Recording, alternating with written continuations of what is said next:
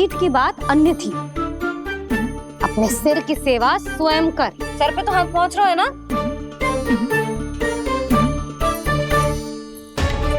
भैया सुनो ना, भैया देखो ना टीवी रख कर कछु हो रहा है। भैया देखो ना टीवी रख कछु हो रहा है।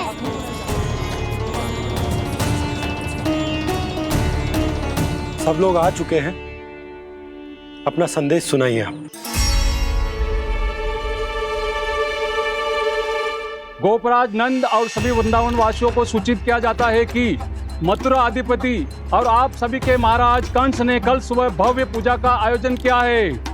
इसके लिए राज्य को वृंदावन के क्षेत्र के निकट यमुना नदी के मध्य में खिलने वाले 1 कोटि कमल के पुष्पों की आवश्यकता है। इसीलिए आप सभी को यह आदेश दिया जाता है कि ये सभी कमल के पुष्प प्रथम पहर से पहले राजसभा में पहुंचा दिए जाए। वो भी प्रथम पहर से पहले कैसे हो सकते हैं? यदि आप ऐसा करने में असफल रहे तो इसे राज आज्ञा का उल्लंघन माना जाएगा और राजद्रोह के आरोप में आप सभी को कड़े से कड़ा दंड दिया जाएगा। स्मरण रहे, यदि कल की पूजा में इन 1 कोटि कमल के पुष्पों का ना पहुंचने के कारण कोई व्यवधान आया तो समस्त वृंदावन वासियों को दोषी माना जाएगा और पूरे गांव को निवासियों सहित धूल में मिला दिया जाएगा। कल प्रथम पहर तक का ही समय है आप सबके पास।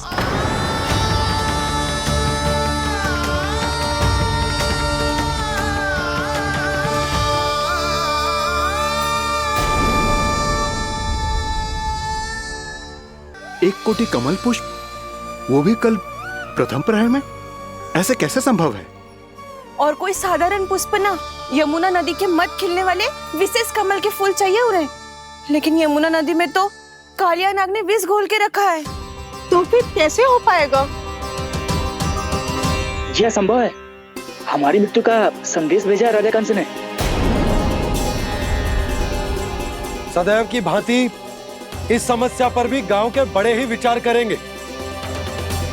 बालकों का यहाँ होना उचित ना है।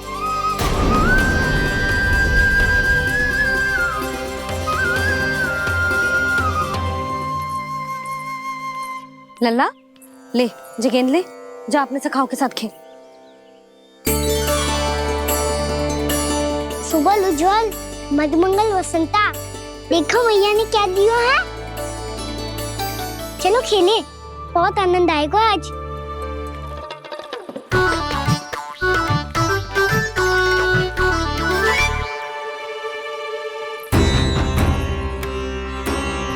भानु, बंसी, जाओ और शीघ्र ही वो घेरे का कार्य समाप्त करो।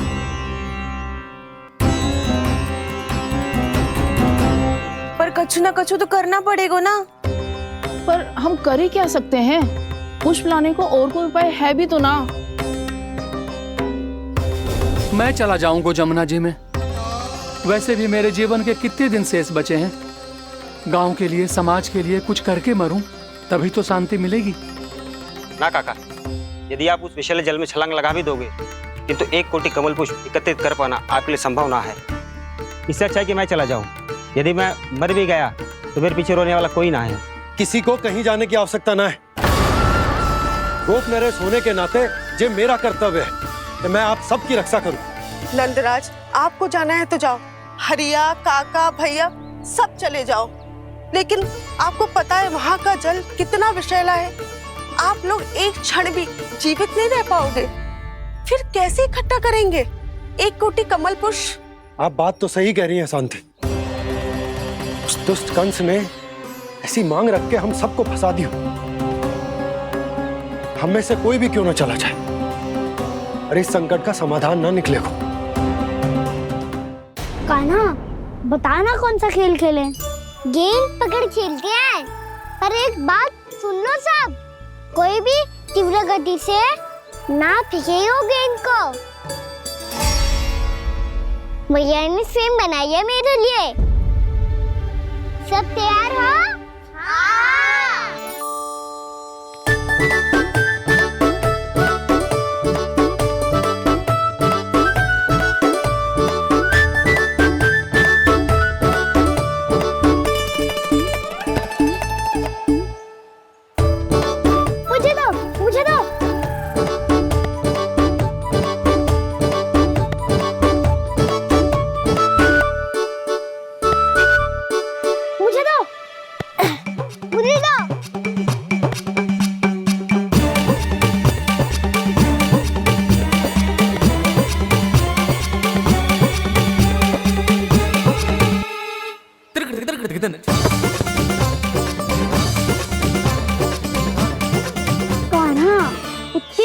फेंकेगो तो कैसे आनंद आएगो? थोड़ा बल लगा के फेंक। हाँ कान्हा, हम अभी बड़े हो गए हैं, तू अब भी छोटे बालकों की तरह फेंक रहे हो है।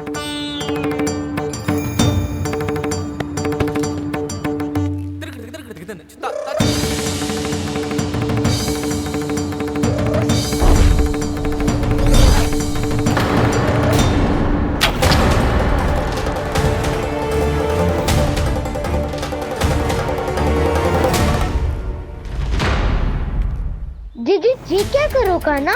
गेंद तो डूब गई।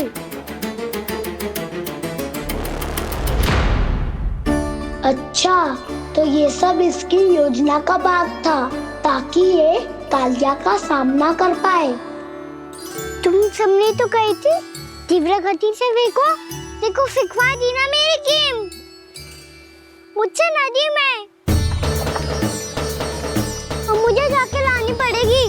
रुक जा कान्हा, रुक जा कान्हा। जी क्या बोल रहे थे कान्हा? इसमें तो बहुत संकट है। कोई भी संकट मेरी मैया का उपहार खोने से बड़ा ना है। बहुत प्रेम से बना के उन्होंने दी थी।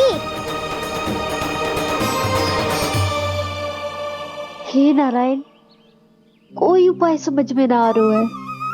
मैया, हम कैसे करेंगे हम अपने गांव की रक्षा? कीड़े पड़ेंगे उस दुष्ट को। यदि उसके कारण किसी के प्राण चले गए तो कौन सा फल मिलेगा उसे इस पूजा का? तुम सही कह रही हो यशोद। हमारे पास कोई और दूसरा विकल्प भी तो ना है। यदि हमने मथुरा की राज आज्ञा का पालन ना किया तो इसका दुष्परिणाम पूरे गांव को भुगतना पड़ेगा।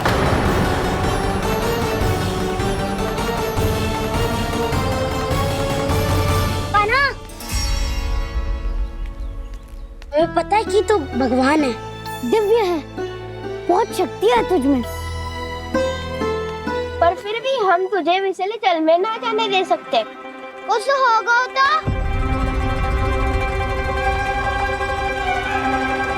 तुम सब इतनी हट कर रहे हो तो ठीक है, ना जाऊंगा। गेंद कहाँ गिरी है, कितनी दूर गई है, ये तो देख लूं, ताकि उसे बाहर निकालने का कोई उपाय ढूंढ पाऊं।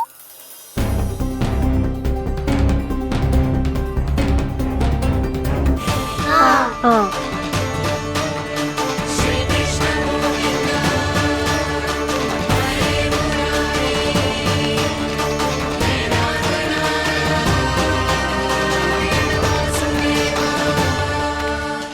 कान्हा की ये लीला तो समझ ही नहीं आ रही। पहले इसने देवर्षि नारद को मथुरा जाकर कंस को भड़काने के लिए कहा, फिर स्वयं ही दुखी भी हो गया कि अब इसका रहस्य सबके सामने खुल जाएगा। और अभी स्वयं ही तो इसने कहा था कि गेंद बहुत महत्वपूर्ण है, फिर स्वयं ही उसे नदी के विषैले जल में फेंक दिया।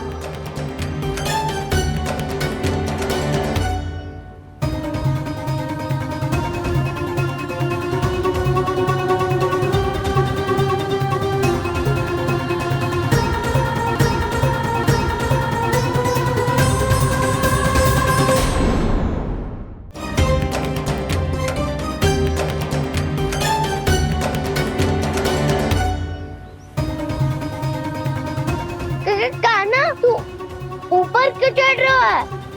अरे ऊंचाई से देखूंगा तभी तो गेंद दिखेगी।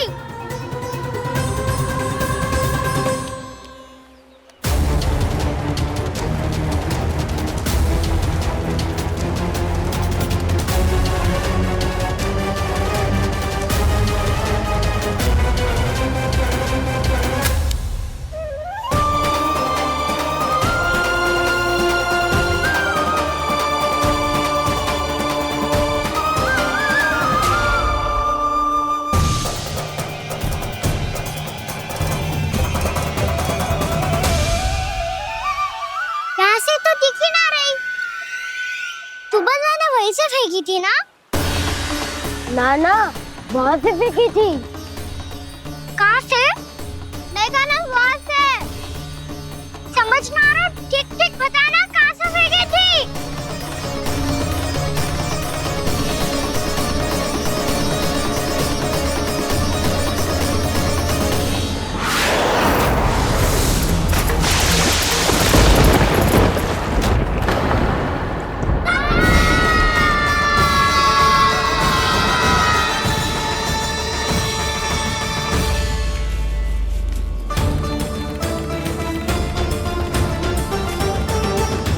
कालिया नाग के क्षेत्र में जाकर कोई भी जीवित वापस ना लौट सको।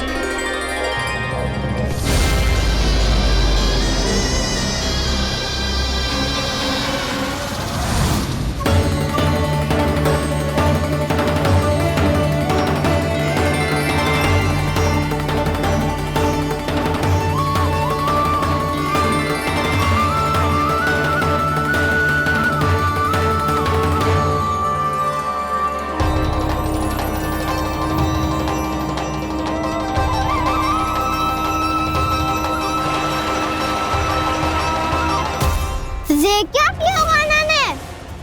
कालिया नाग तो उसे देखते ही निकल जाएगा।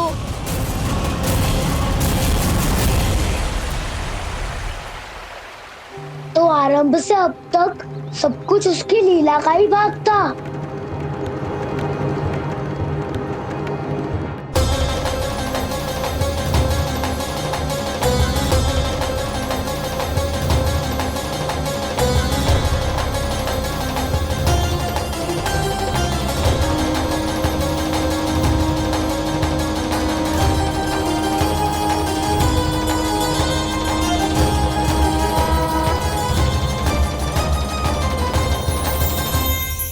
इतना सुंदर रूप, मन मोहने वाली मुस्कान, अद्भुत तेज और भगवान जैसी दिव्यता। कौन हो तुम? हाँ, तुम्हें देखकर तो हम सब सम्मोहित ही हो गए।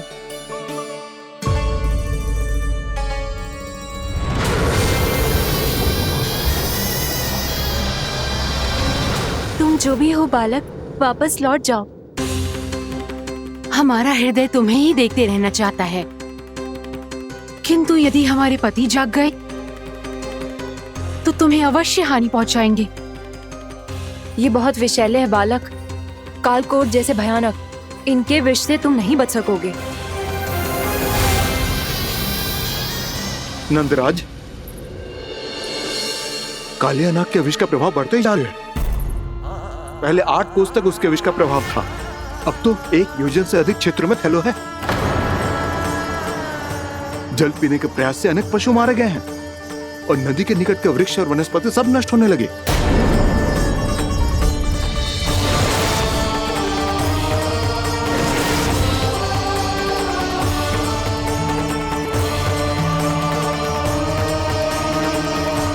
इनके विष की तीव्रता इतनी अधिक है बालक कि इनके संपर्क में आने वाले को तड़पने का भी अवसर नहीं मिलता।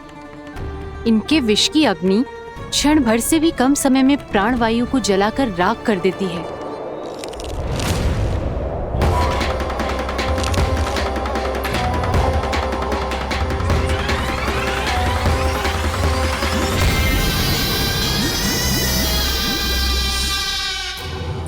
तब तो समस्या और भी गंभीर हो जाएगी। मैंने तो सुनो है कि कालिया नाग कम से कम 2 योजन लंबा है, सैकड़ों फन है उसके।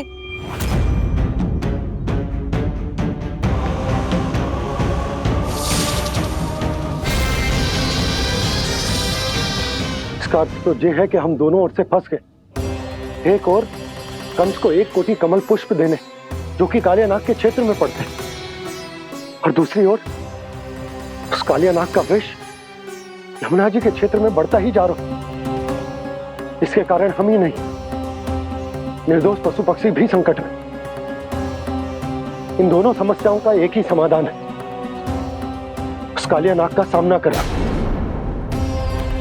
और ये ना समझ आ रहा कि हम ये करेंगे कैसे, क्योंकि ये बात साधारण मनुष्य के बस की ना है।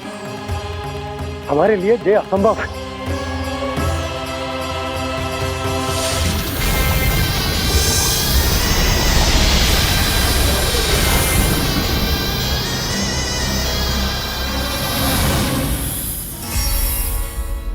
अब तो तुमने अपनी आंखों से भी देख लिया बालक, ये कितने विषैले हैं। नींद में भी विष उगलते हैं। इससे पहले कि तुम्हें कुछ हो जाए, चले जाओ यहाँ से, मान लो हमारी बात। आप सब मुझे जानती भी नहीं और फिर भी मेरी इतनी चिंता कर रही हैं आप। माँ की ममता भेदभाव नहीं जानती। तुम भी किसी के पुत्र हो और हम सब भी माँ हैं। एक माँ को हर बालक में अपनी ही संतान दिखाई देती है। इसलिए हम तुमसे विनती करते हैं, वापस चले जाओ, बचा लो अपने प्राण। मेरी चिंता मत कीजिए, मुझे कुछ नहीं होगा। होगा, अनर्थ होगा यदि ये उठ गए तो।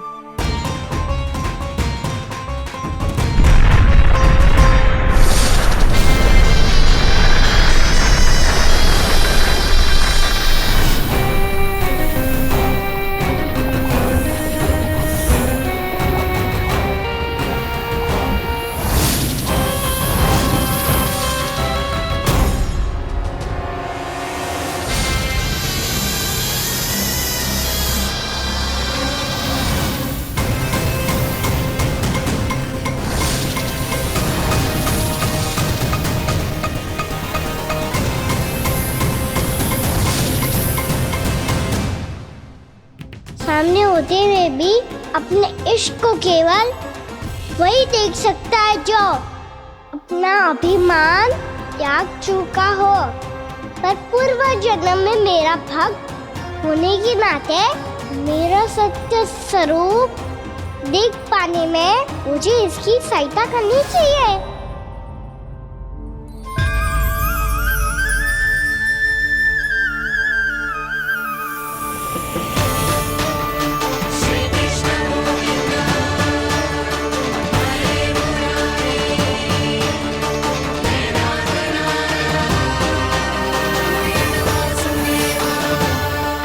देखो हमारा छोटा सा कान्हा कैसे डट के खड़ा है। इतने विशालकाय, इतने महाभयंकर सबके सामने।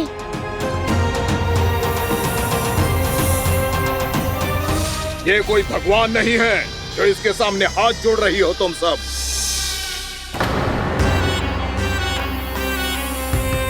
एक सामान्य साधारण बालक है ये, जो ये तक नहीं जानता कि इसके सामने है इसका काल, कालिया। तू कौन है बालक?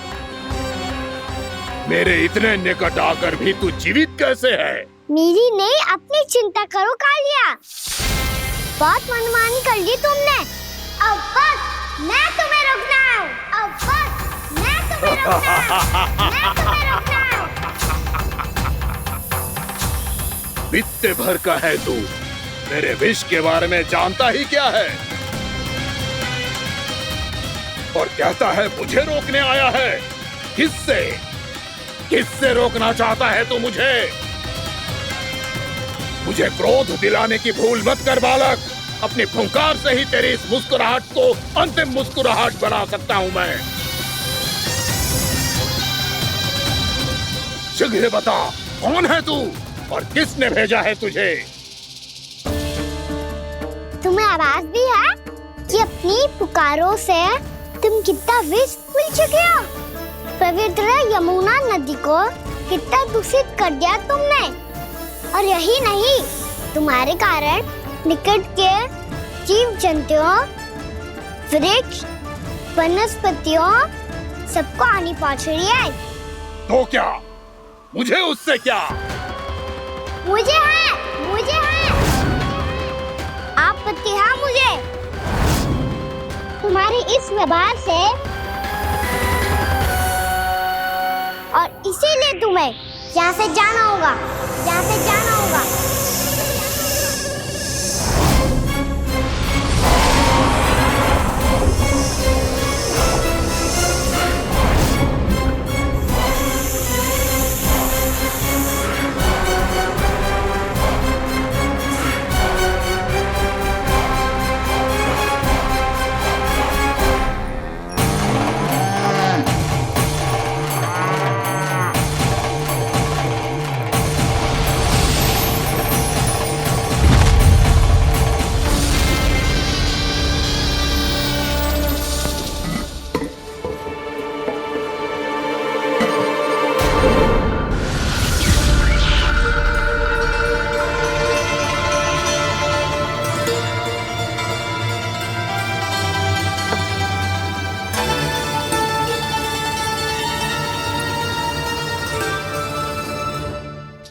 मुझे आदेश देने का साहस भी कैसे किया तूने? इस क्षेत्र को मैंने अपना राज्य बनाया है, मेरा परिवार रहता है यहाँ, और तू मुझे यहाँ से जाने के लिए कह रहा है? हाँ, क्योंकि तुम्हारे यहाँ रहने के कारण अन्य जीवों को हानि हो रही है और मैं ऐसा नहीं होने दे सकता। मैं तो बस वही कर रहा हूँ जो एक सर्प का स्वभाव है। विष फैलाना स्वाभाविक है मेरे लिए, इसलिए मुझे चुनौती मत दे बालक। चुनौती तो मैं दे चुका हूँ कालिया। अब तो बस तुम्हें स्वीकार करनी है।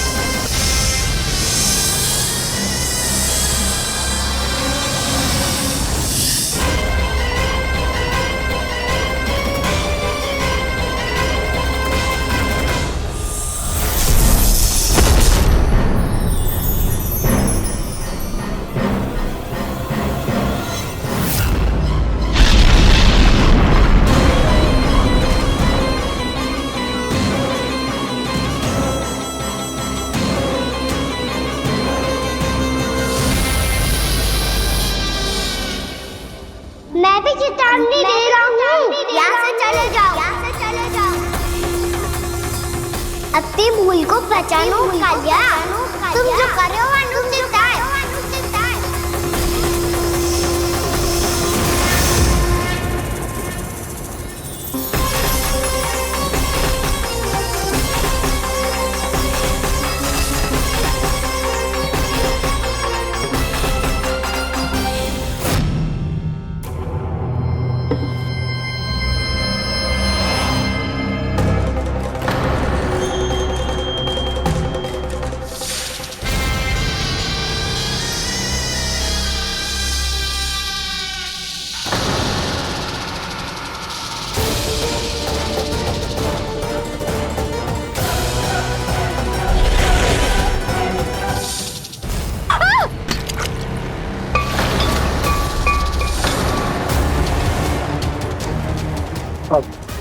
मैं आता हूँ।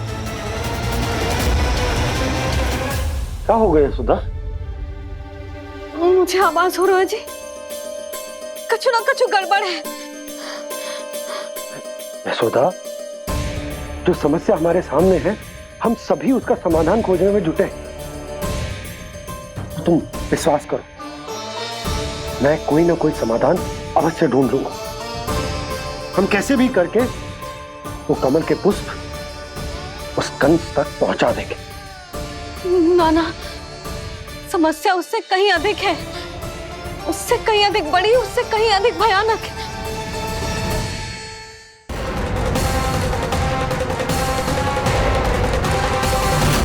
विस्की ये बूंद से ही सबके प्राण चले जाते हैं। इसने तो विस्की धारियां फेंकी है खाना पे। कान्हा कैसे बच्चे को अधिक विष से? इसका विष तो क्या, ये सर स्वयं भी छू तक नहीं पाएगा हमारे कान्हा को।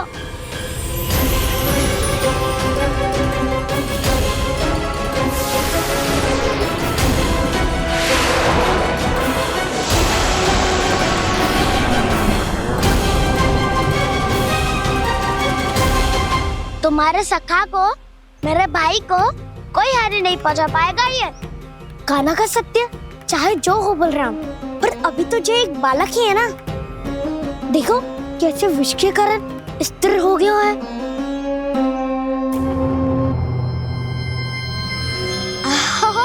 हाउ सर्फ ने कितनी आसानी से अपनी पूंछ से बांध लिया है।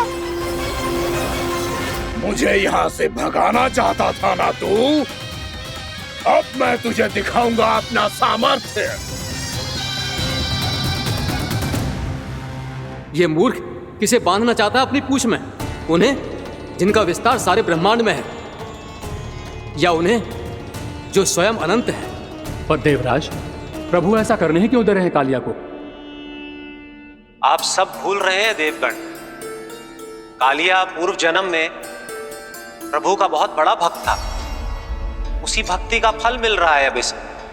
वैसे भी भक्तों के मन का भाव सबल हो तो भगवान तो सहज ही बंध जाते हैं।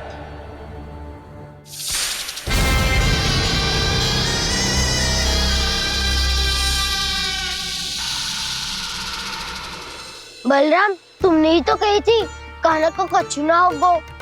देखो उस दुष्ट ने चारों ओर से जकड़ लियो है।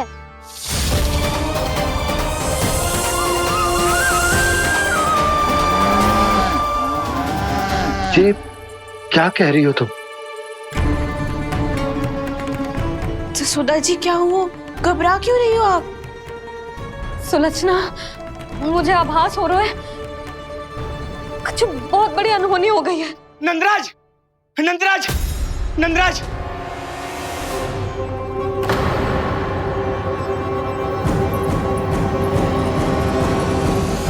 नंदराज, कान्हा ने जमदग्नि नदी में छलांग लगा दी है। कान्हा ने जमदग्नि नदी में छलांग लगा दी है। कान्हा ने जमदग्नि नदी में छलांग लगा दी है। कान्हा जमुना में कूद गया है। मुझे लगा था आज कछु गड़बड़ होने वाली है। मुझे आज कान्हा को ना जाने देना चाहिए था।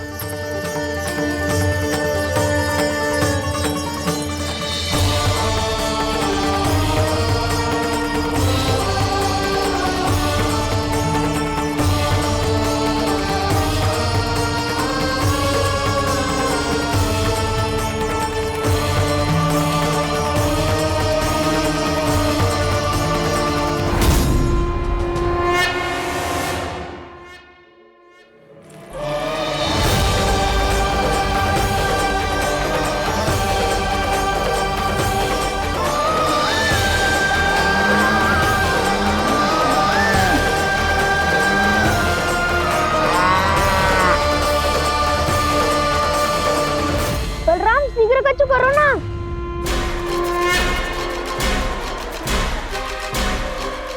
कछु भी करो पर कान्हा को बचाओ। नाग बहुत भयंकर है। कान्हा अकेले ना संभाल पाएगा इसे।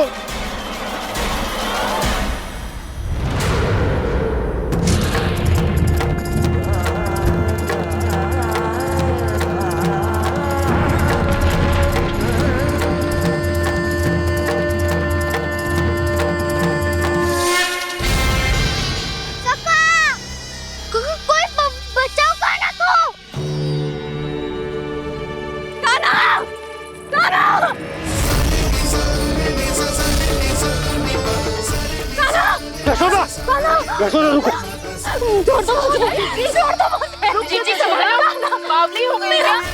जीजी संभालो। कान्हा, कान्हा।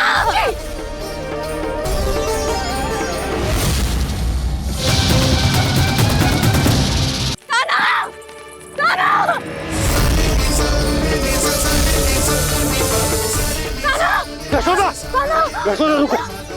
छोड़ दो मुझे, छोड़ दो मुझे। जीजी संभालो, बावली हो गई है। जीजी संभालो। कान्हा, कान्हा। देखो अब कैसे तुम्हारे अस्थियों को तोड़कर छोटे छोटे टुकड़ों में बदल दूंगा मैं।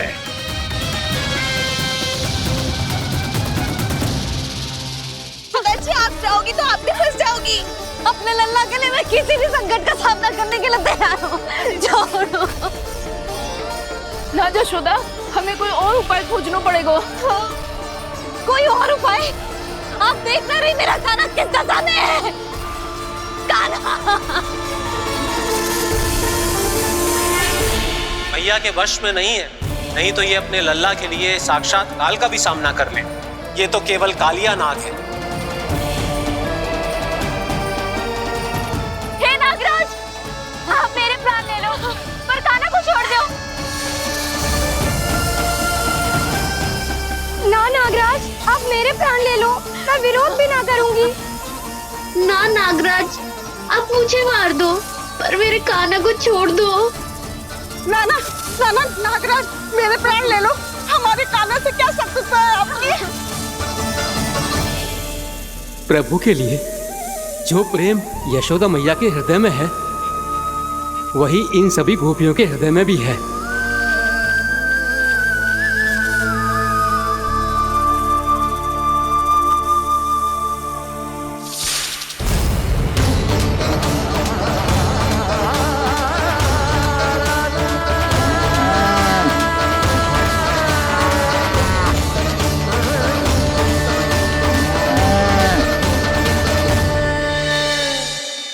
यशोदा, यशोदा, देखो इन गोपियों को, इन गैयाओं को, इन सब के मन में भी तुम्हारी भांति ही ममता भरी हुई। वो सब भी कान्हा से उतना ही प्रेम और स्नेह करती है, उतनी ही ममता से भरी हुई है जितनी कि तुम। तो तुम ही सोचो, जिसके साथ इतनी ममता और इतना स्नेह, इतना प्रेम, उसका कोई क्या कर सकता है? उस काले नाग का वेश इस सब आशीर्वादों के सामने कछु न है। कछु करो जी, उसे बोलो वो मेरे प्राण दे दे, मेरे कान्हा को छोड़ दे। यशोदा,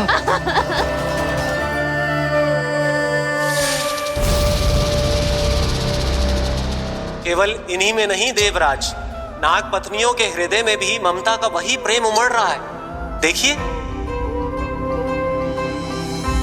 मैं आपके हाथ जोड़ती हूँ स्वामी, इस बालक को छोड़ दीजिए। ये अवश्य ही कोई दिव्य आत्मा है स्वामी। हम आपसे विनती करते हैं स्वामी, इस नन्हे बालक को हानि मत पहुंचाइए स्वामी। मेरी पत्नियां मेरे ही शत्रु के लिए विनती कर रही हैं। अब यदि इसके पक्ष में एक शब्द भी कहा तुम सबने, तो मैं इस बालक से पहले तुम सबके प्राण ले लूंगा। हो रहा प्रसन्न नाग कालिया, विजय को निश्चित जान। रोते बिलखते व्याकुल सब, संकट में देख कान्हा के प्राण।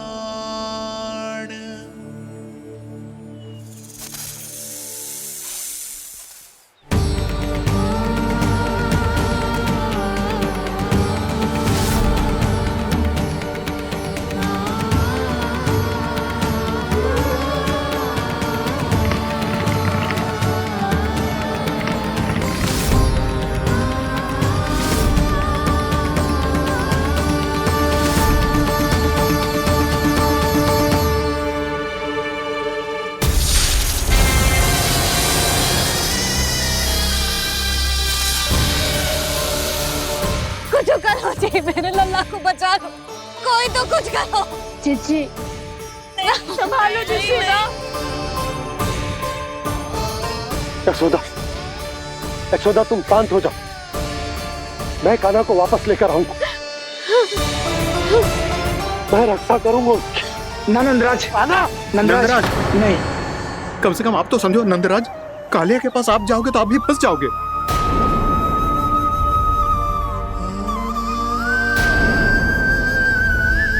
बलराम, तेरा भाई इतनी भीषण संकट में है और तुझे जरा भी दुख ना हो रहा? क्या आप सब अब तक नहीं समझ पाए कि कान्हा सच में कौन है? छोटे बाबा, आप तो उसका सत्य जानते हैं ना?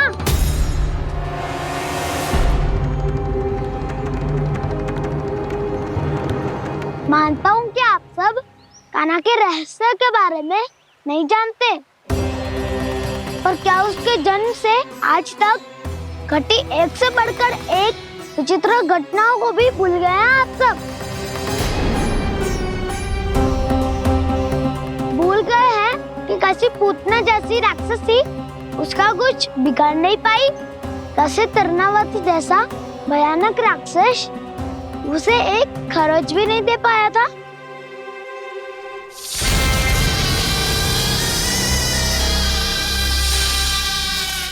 आप सबने अपनी आंखों से देखा था ना, बकासुर से कान्हा की रक्षा करने देवता स्वयं आए थे, पर सत्य तो ये है कि वो सभी देवता भी उस असुर के सामने असमर्थ हो गए थे।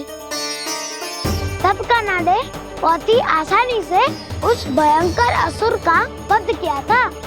एक ही बार में धराशायी कर दिया था उसे।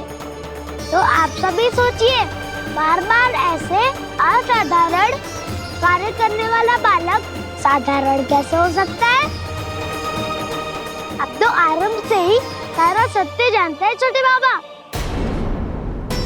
रहस्य छुपाने में सदैव कान्हा की सहायता करते आए आप, और आज आप स्वयं ही उसके सत्य को भूल रहे हैं। और तुम सब भी तो जानते हो कान्हा की शक्तियों के बारे में। तो क्या तनिक भी विश्वास न आया अपने सखा पे? बलराम, जे तू क्या कह रहे है? मैंने जो कहा उसका एक एक शब्द सत्य है छोटी माँ। यदि प्रभु की इच्छा हुई तभी कुछ ही क्षणों में सब कुछ अपनी आंखों से स्वयं अनुभव कर लेंगे आप।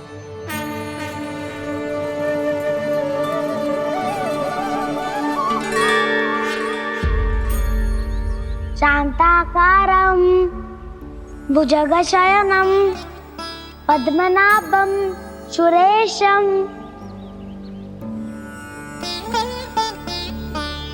विश्वाधारं गगनसदृशं मेघवर्णं शुभांगं लक्ष्मीकान्तं कमलनयनं योगी वीरध्यानगम्यम्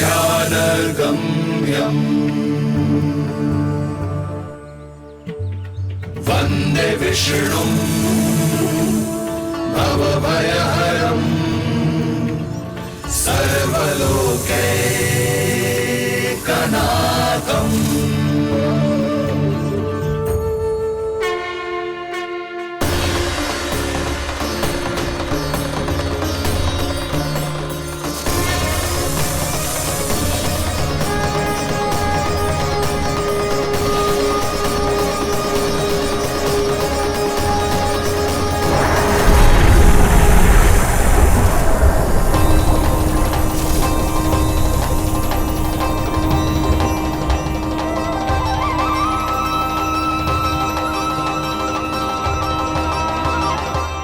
तुझे क्या लगता है बालक कि तू मेरी जगत से निकल गया तो अब बच जाएगा तू?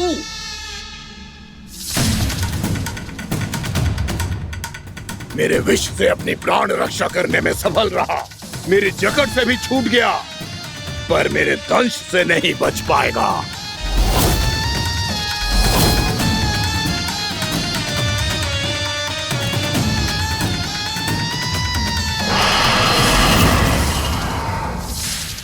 अब भय से भाग रहा है, पर मैं तुझे मृत्यु देकर रहूंगा।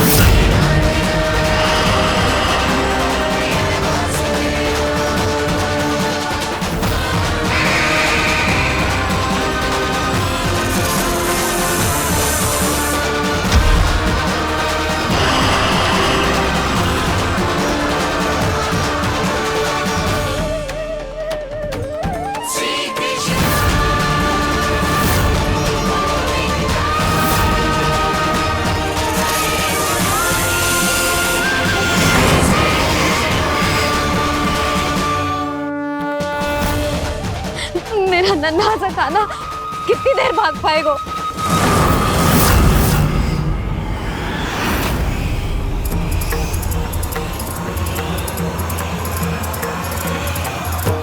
और कितनी प्रतीक्षा करोगे मेरी भक्त कालिया? भक्त नहीं, काल हूँ मैं तेरा।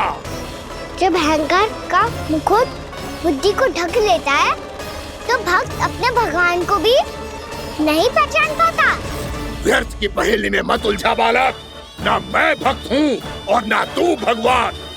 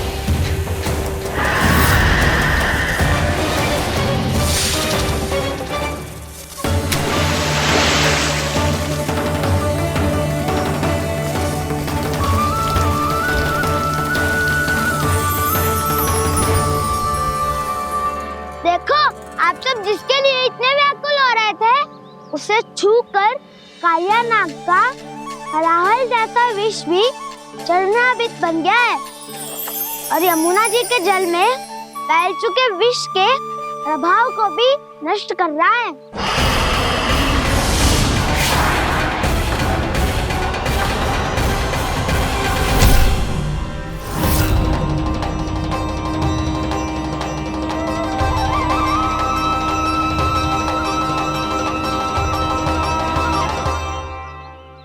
धर्म रक्षक अधर्म विनाशक प्रभु श्री कृष्ण का कौशल सचमुच अद्वितीय है। नारायण नारायण।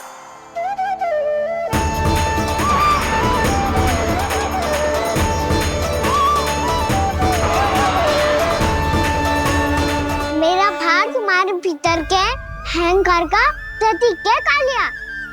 अब तुम्हारा अहंकार, तुम्हारा अनपान मेरे पाँव के नीचे है और तुम्हारी पूंछ अर्थात तुम्हारे प्राण मेरे हाथों में। अब तुम क्या करोगे भक्त?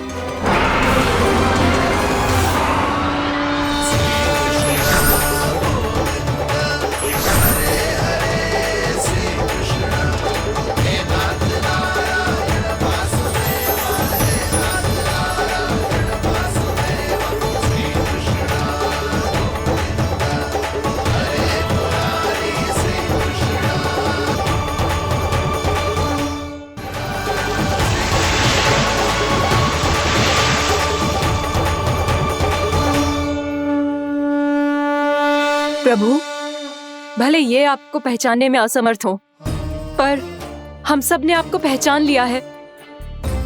हाँ प्रभु, एक भक्त होने के नाते और एक अर्धांगिनी और माँ होने के नाते मैं आपसे इनके प्राणों की भिक्षा मांगती हूँ। अपनी कृपा दिखाइए और इन्हें क्षमा कर दीजिए। आपके लिए मित्र और शत्रु में कोई अंतर नहीं प्रभु। उसी तरह आपकी कृपा और दंड में भी कोई अंतर नहीं। दोनों दया ही तो है, अकारण ही किसी को प्राप्त नहीं होती। हमें विश्वास है कि हमारे पति को मिला ये दंड कोई अभिशाप नहीं है, आपका वरदान है। ये सत्य है प्रभु कि इनसे बहुत से पाप हुए हैं। इनके विष से बहुत सारे जीव जंतु को हानि पहुंची है। पर अब आपके चरण इनके शीश पर पड़ गए हैं। ऐसी कृपा तो बड़े बड़े महान महात्माओं को भी दुर्लभ है, और इन्हें प्राप्त हुआ तो अवश्य ही ये किसी महान पुण्य का ही फल है। हे प्रभु, उन्हीं पुण्य कर्मों की शक्ति का आह्वान कर मैं आपसे विनती करती हूँ, इन्हें प्राण दान दीजिए। मैं अपने इस भक्त को क्षमा अवश्य करूंगा देवियों, यदि ये अपने अहंकार को त्याग कर मुझे पहचान ले तो।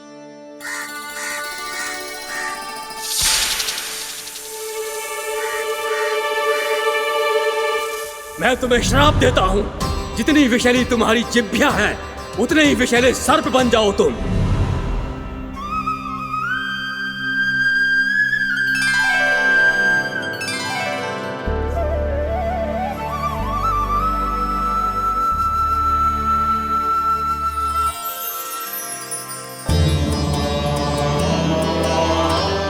नारायण, मुझे क्षमा कीजिए नारायण।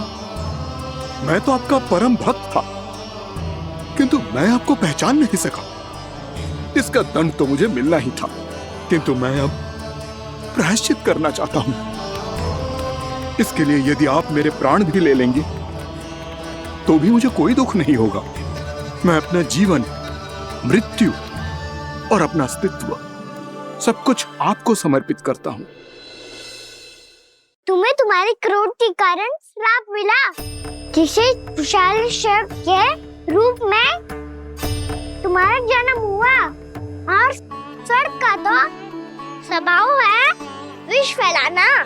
इसीलिए तुम्हें दंड नहीं दूंगा मैं, सिर्फ सभी अपराधों का पश्चाताप कर लिया, इसीलिए मैं तुम्हें क्षमा करता हूँ कालिया।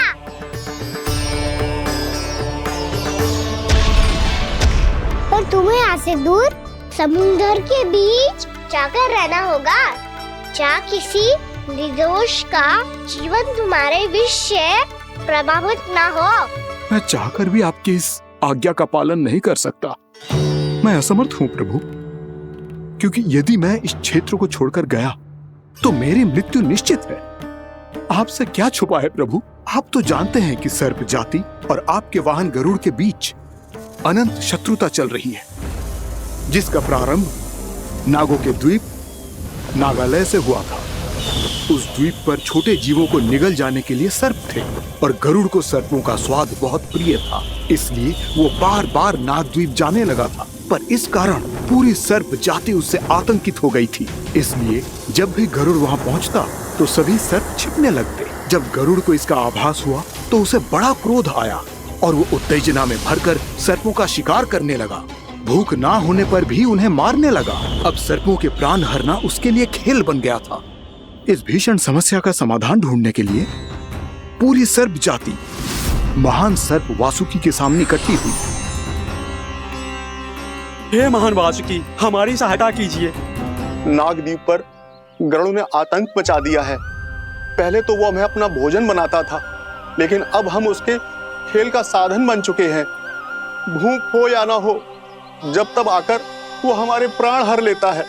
अनुचित हिंसा के इस प्रथा का आरंभ सर्पों ने ही किया है। पहले आप सबने पूरे द्वीप पर अधिकार कर लिया, फिर आहार के साथ साथ आनंद के लिए भी आप सभी ने निर्दोष जीवों की हत्या की। और जब सृष्टि का संतुलन बनाए रखने के लिए गरुड़ आपको अपना आहार बनाने आया, तो आप सब अपने प्राणों की रक्षा के लिए छिपने लगे। तो फिर गरुड़ का उत्तेजित होना तो स्वाभाविक ही था। नागनाथ, जो हमने अन्य जीवों के साथ किया वही अब हमारे साथ हो रहा है, परंतु ये भी तो सृष्टि के संतुलन के विरुद्ध ही है ना? अवश्य है, इसलिए मैं गरुड़ से चर्चा करूंगा। धन्यवाद प्रभु।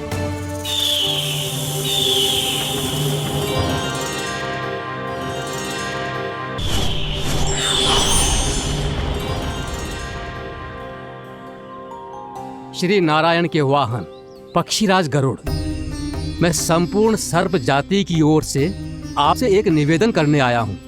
कहिए, क्या कहना चाहते हैं आप? हे पक्षीराज, यदि आप हम पर ऐसे ही आक्रमण करते रहे तो शीघ्र ही हमारी प्रजाति समाप्त हो जाएगी।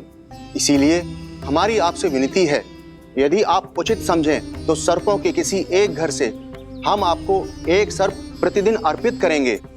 आप उसको आहार बनाइए और अन्य सर्पों को जीवित रहने का अधिकार दीजिए। मुझे स्वीकार है। तब से प्रतिदिन किसी एक घर से एक सर्प गरुड़ के भोजन के लिए भेजा जाने लगा।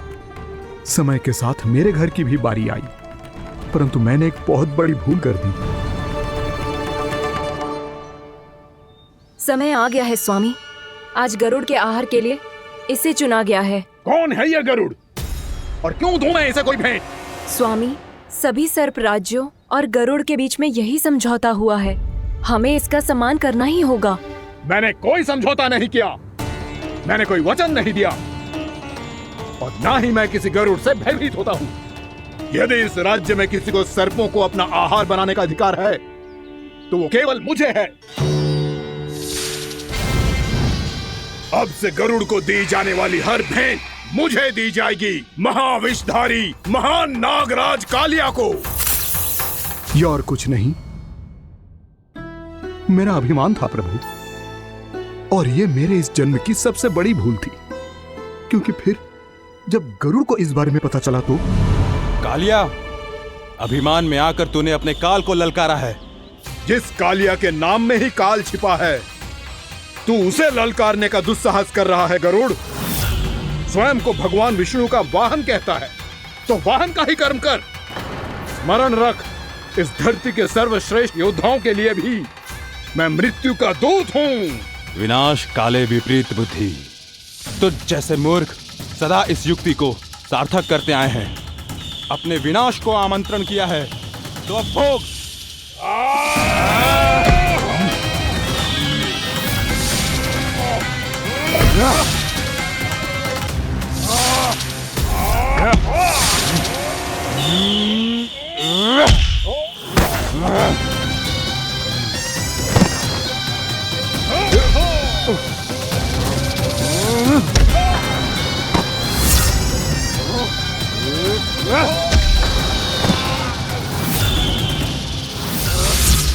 जिसने मेरा भोजन चुराने की धृष्टता की है वो इसी योग्य है।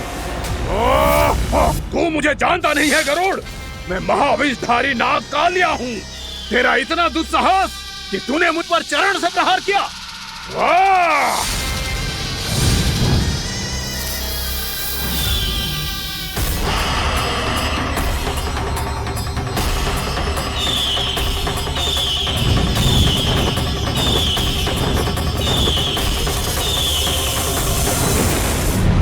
मैं अपने अभिमान में भूल गया था कि गरुड़ मुझसे कहीं अधिक शक्तिशाली है। इसलिए अपने प्राणों की रक्षा करने के लिए मैं एक स्थान से दूसरे स्थान भागने लगा। नदियां, पर्वत, यहां तक कि मैंने सागर भी लांघ डाला, पर मैं जहां भी जाता गरुड़ के रूप में मेरा काल वहीं आ जाता। इसीलिए मृत्यु की आशंका से भयभीत होकर मैं अपने बड़े भाई मां कद्रू के प्रथम पुत्र अनंत शेषनाग से राय लेने चला गया। भैया, मैं यहां आपसे आपकी सहायता लेने आया हूं। मेरी एक छोटी सी भूल के कारण यह गरुड़ मेरा पीछा कर रहा है। मुझे हर समय हर स्थान पे ढूंढते रहता है। यदि उसने मुझे ढूंढ लिया तो वो निश्चित ही मेरे प्राण ले लेगा। मुझे कोई ऐसा स्थान बताइए जहां मैं अपनी पत्नी और अपनी संतानों के साथ शांति से रह सकूं। तुम यमुना नदी के किनारे वृंदावन क्षेत्र में जाके वास करो कालिया। गरुड़ वहां प्रवेश नहीं कर सकता क्योंकि उसे ऋषि सोबरी का श्राप मिला हुआ है।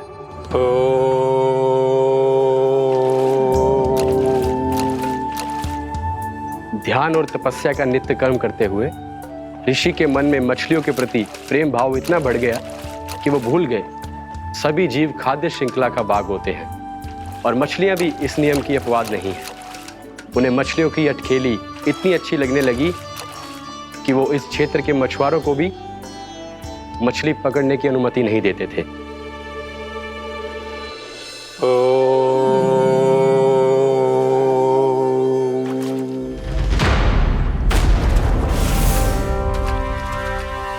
उस दिन वो उस पक्षी को नहीं रोक पाए, पर तब से सावधान रहने लगे। यहां तक कि अपने साधना से भी अधिक ध्यान वो पक्षियों पर केंद्रित करने लगे। ठहरो। इसी क्षण अपनी चोंच में पकड़ी इस मछली को छोड़ दो। तुम्हें इन मछलियों का आहार नहीं करना चाहिए पक्षीराज। ये तो खाद्य श्रृंखला का नियम है ऋषिवर। यदि मैं इनका आहार नहीं करूंगा तो कोई और पक्षी कर लेगा। मैं अपने आनंद या प्रतिशोध के लिए इनके प्राण नहीं ले रहा। ये तो बस मेरा भोजन है। पर यह मेरा तपस्या स्थल है। तुम यहाँ शिकार करके मेरी साधना में विघ्न नहीं डाल सकते पक्षीराज। यदि आपकी यही इच्छा है तो मैं आज के बाद यहाँ नहीं आऊंगा।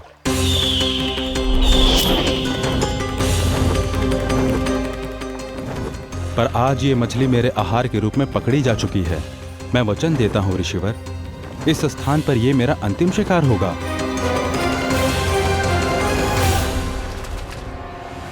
आज के बाद यदि तुमने वृंदावन की निकट उड़ान भी भरी तो तुम सैकड़ों टुकड़ों में फटकर मारे जाओगे पक्षीराज। ये मेरा श्राप है।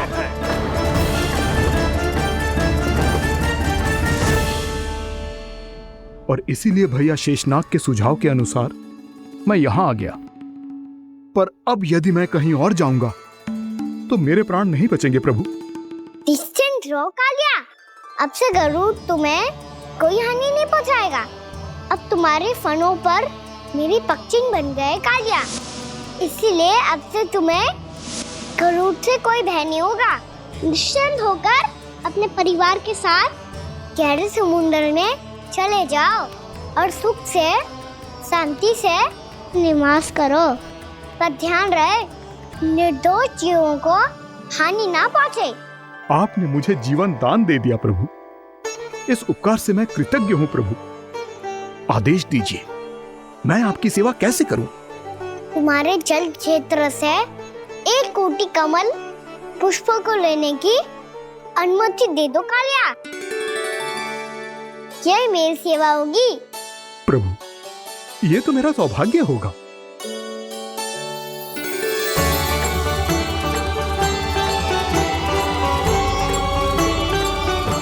एक कोटि के स्थान पर हम 3 कोटि कमल पुष्प ले आए प्रभु।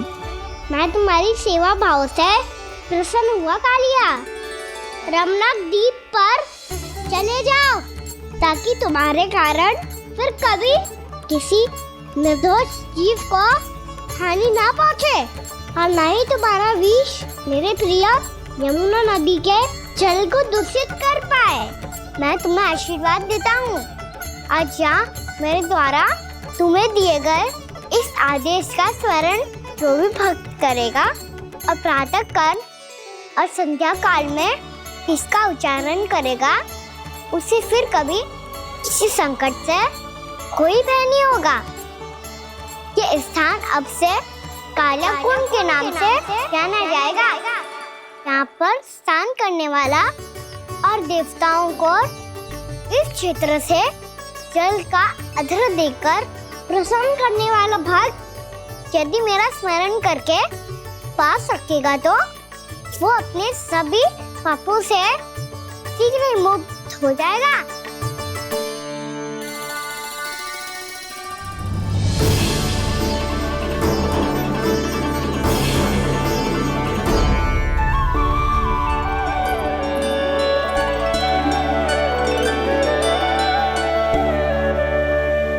कौन है जी भगवान जिसने अभी अभी कालिया जैसे विशाल विस्तर का सामना किया?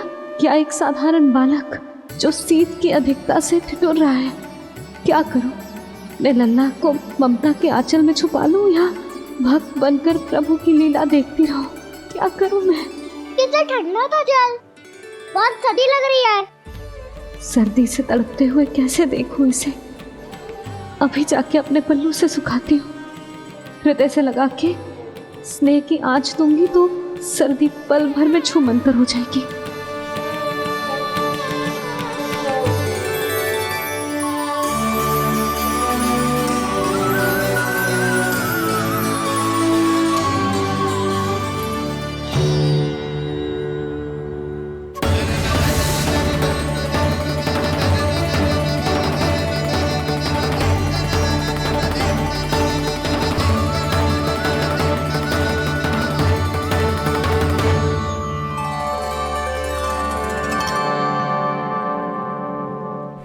मेरी आवश्यकता ना है इसे।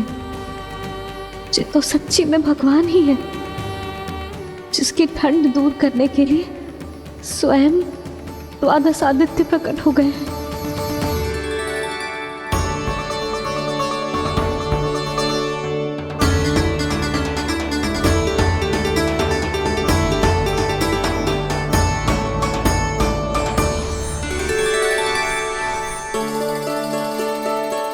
ये क्या किया आपने?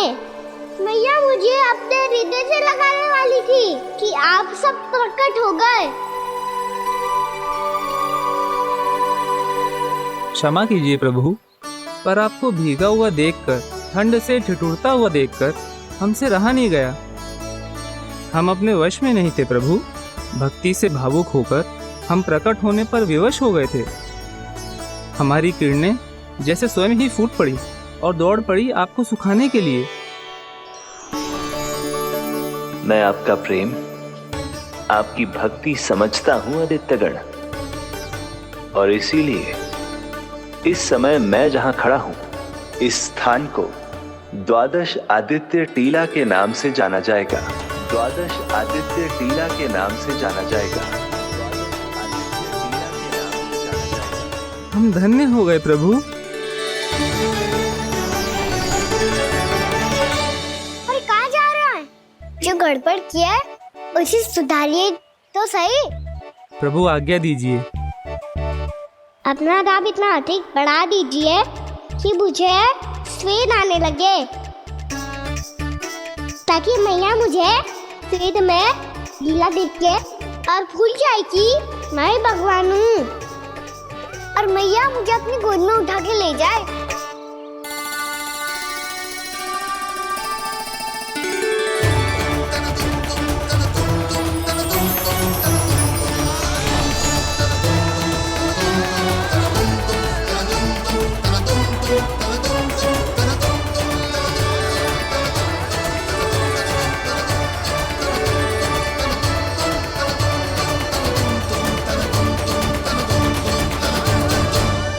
गर्मी क्यों लग रही है यहाँ?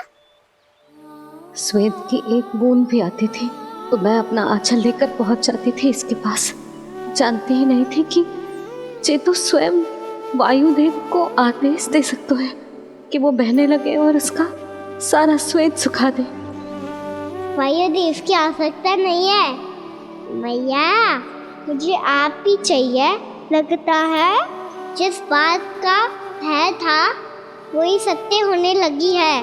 भैया मेरे भगवान रूप को भूल नहीं पाएगी, और अब मेरे लिए उनके सत्य छुपा कर रख पाना कठिन हो जाएगा। कृष्णा कृष्णा हरे कृष्णा कृष्णा कृष्णा मुरली मनोहर कृष्णा गोपाला गोविंदा हे दामोदरा।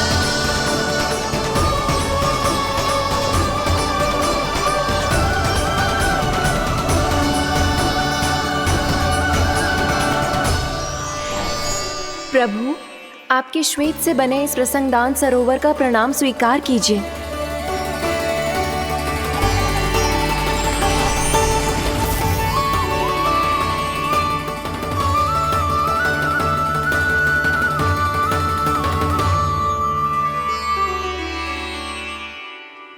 ओहो, इस चमत्कार को देखकर भैया को और भी अधिक विश्वास हो जाएगा कि मैं भगवान ही हूँ। अब कैसे मनाऊं मैया को कि मैं इनका लाई हूँ? बाबा है ना, अब तो यही सहायता करेंगे। श्री कृष्णा गोविंदा हरे हरे श्री कृष्णा गोविंदा हरे हरे श्री कृष्णा हरे मुरारी श्री कृष्णा श्री कृष्णा श्री कृष्णा।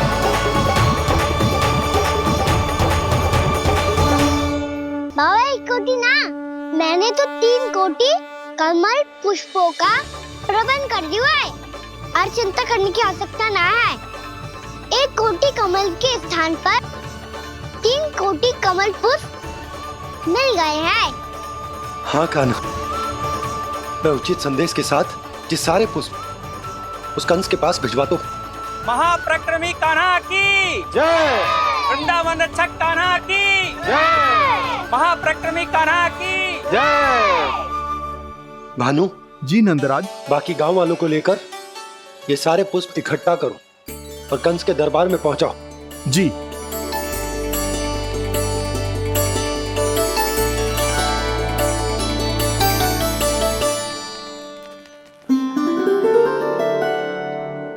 मैया, कौन हो तुम? मुझे पता था मैया, जब आपको सत्य पता चलेगा तो आप मुझे मैया की तरह स्नेह ना कर पाओगी, इसलिए आज तक सत्य छुपाते आया हूँ, ताकि आपकी ममता, आपका प्रेम अनुभव करने का अवसर मिलता हुआ मुझे। और फिर आज को बताया था ना, जो रहस्य तुमने बरसों तक छिपाया था, उसका भेद खुलने में तुम्हारा ही योगदान है। मुझे कालिया के शीश पर अपने पद चिन्ह रखकर उसे मुक्त कराना था दाऊ, वचन दिया था मैंने उसे। इसके अतिरिक्त निर्दोष पशु पक्षियों के जीवन को कालिया के विष से ही बचाना था मुझे। इसमें कंस को तो सम्मिलित करना ही था, ताकि जब मैं कालिया का सामना कर रहा हूँ तो वो किसी और असुर को समस्या बनाकर वृंदावन ना भेज दे। पर इस सबसे बड़ा एक कारण और था दाऊ, मैं चाहता था कि मैया को सत्य पता चल जाए। पर क्यों कहा ना? क्योंकि मुझे लगने लगा था कि मैया से ये रहस्य छुपाकर इनके साथ धोखा कर रहा हूँ। अपराध बोध से दबा जा रहा था मैं।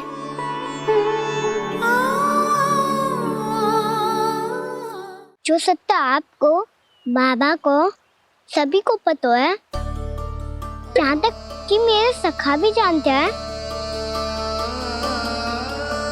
वो सत्य मैंने मैया से छिपाया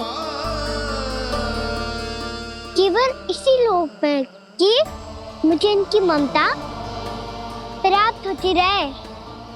पर ऐसा करके मैं अपने से निस्वार्थ प्रेम करने वाली मैया को धोखा दे रहा था।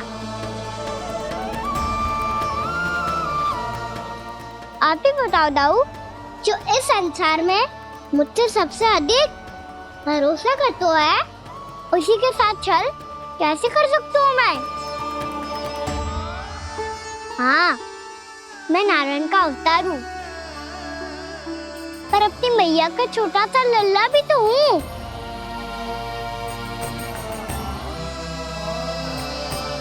इसीलिए तो यमुना जी में छलांग लगाने का एक कारण इस गेंद को लेने जाना भी था। ने स्नेह से बनाई थी मैया ने गेंद, इसे अपने से दूर कैसे होने देता मैं?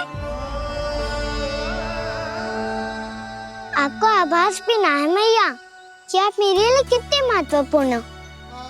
ये सत्य है कि सभी देवता, प्रकृति, भक्त, ये सब है मेरा ध्यान रखने के लिए, मेरी सेवा करने के लिए। पर क्या इनमें से कोई भी मेरी मैया का स्थान ले सकता है?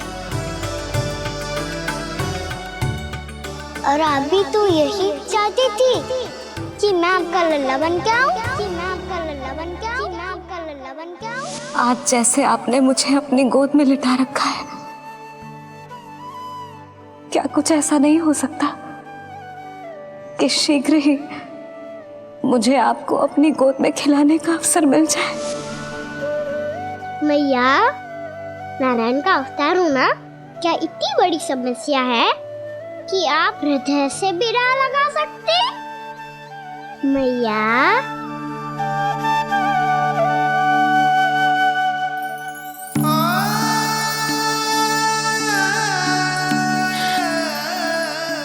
मेरा कान्हा, मेरा लल्ला।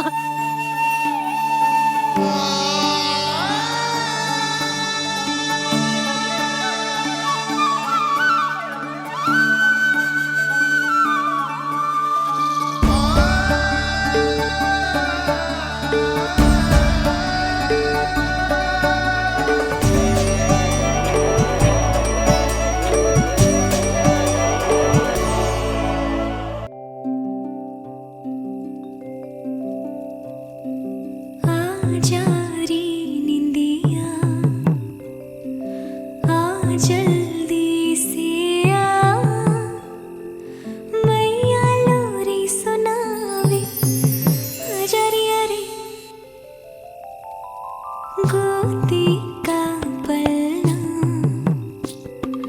है बैया डोरी, झूले उसमें कान्हा रे, आजा रे अरे, तुझसे है पूरन दुनिया मोरी, लल्ला तू मेरा मैया मैं तोरी, आजा रे अरे।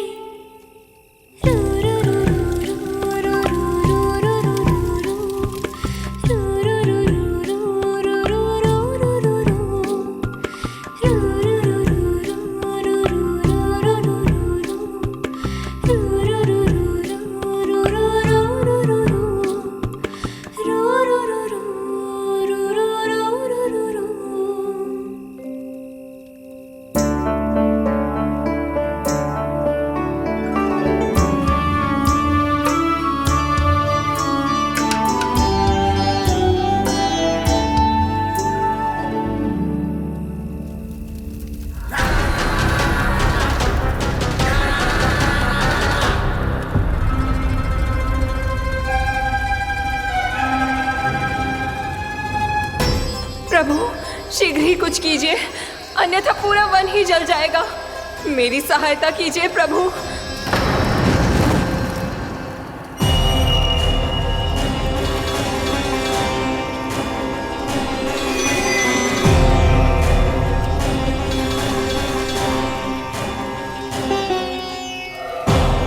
आज कोई नहीं रोक सकता मुझे। आज इस वन का एक एक दिन का जला डालूंगा। मुझे भूल गए दावानल, मैं तुम्हें ऐसा करने की आज्ञा नहीं दूंगा।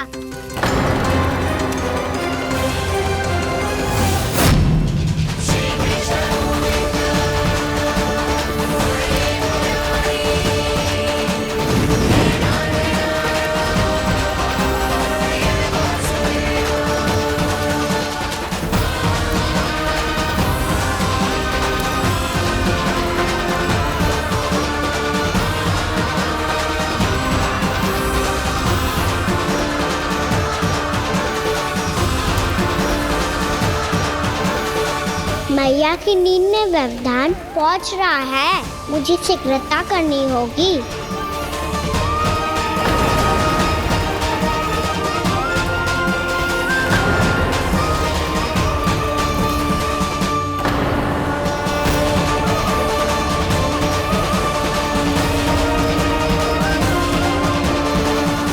कुछ ही समय पहले बुझती हुई चिंगारी से घबरा गया था, अब इतने विशाल दावानल को निगल गया।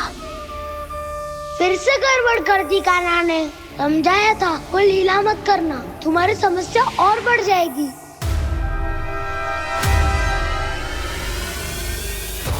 अब क्या करूं दाऊ?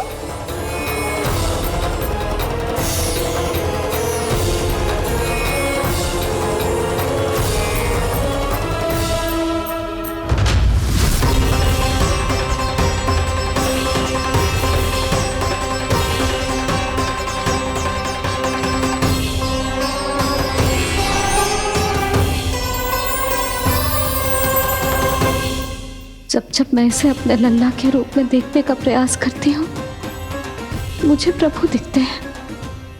कैसे कैसे समझाऊं अपने आप को?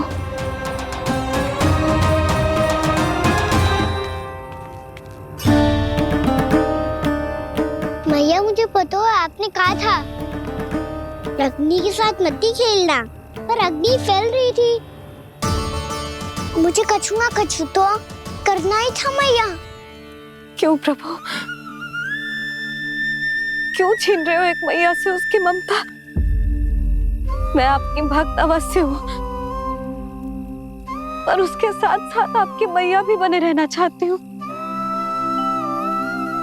आपको एक मैया बनकर दुलारना चाहती हूँ, फटकारना चाहती हूँ, डांटना चाहती हूँ। तो फिर डांटो ना मैया, फटकार लगाओ, मुझे दंड दो।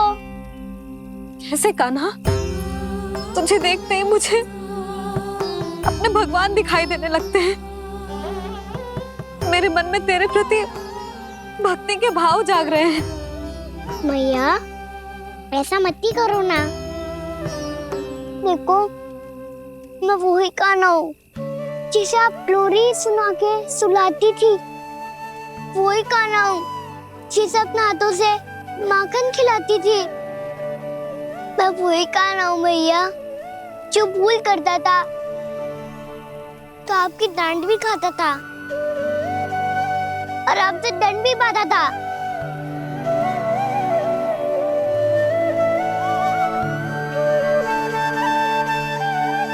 भैया, एक बार मेरी ओर देखो तो सही।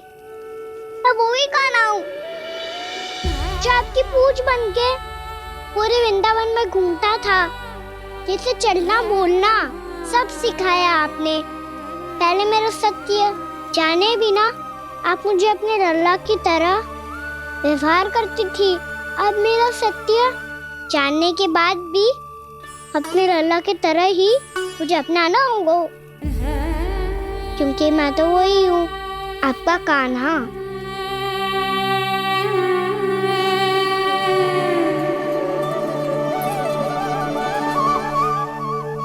इतना प्यार करते हो तुम मुझसे।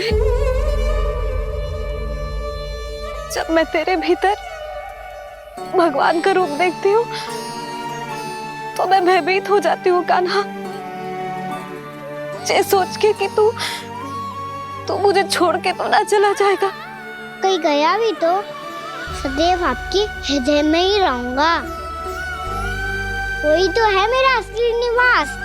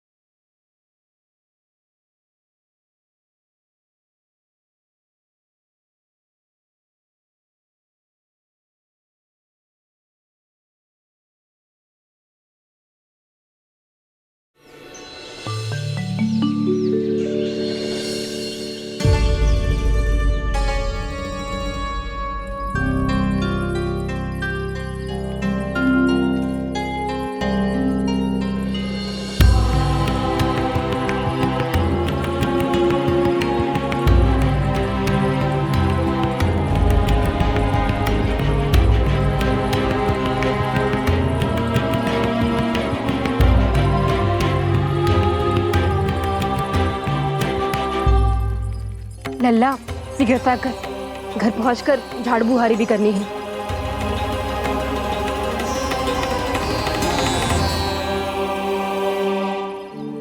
का होगा?